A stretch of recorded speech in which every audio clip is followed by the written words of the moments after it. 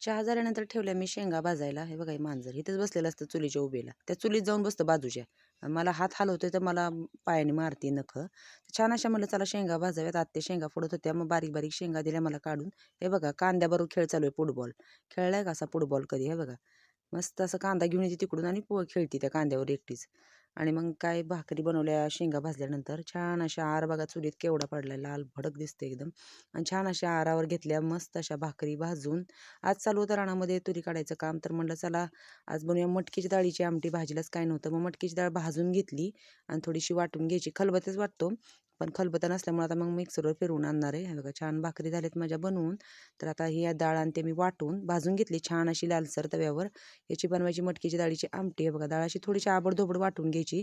मग त्याला थोडा कांदा लसूण कोथिंबीर कुटून घेतलं, शेंगदाणे घेतले भाजून आणि छान असे शेंगदाणे घेतले परत ह्याच्यामध्ये ग्लासात कुटून.